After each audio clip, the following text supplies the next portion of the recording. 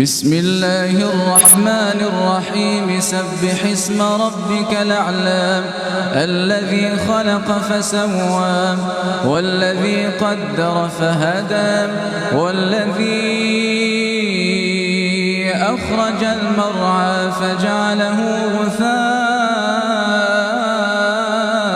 نحوا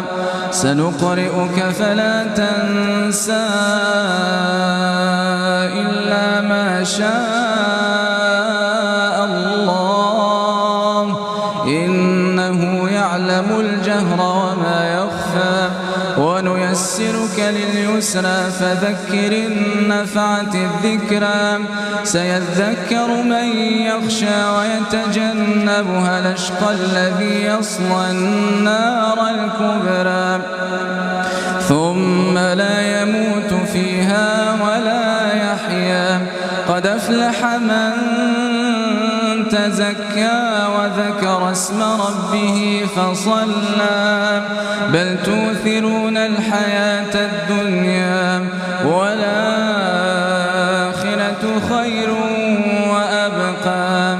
إن هذا لفي الصحف الأولى صحف إبراهيم وموسى.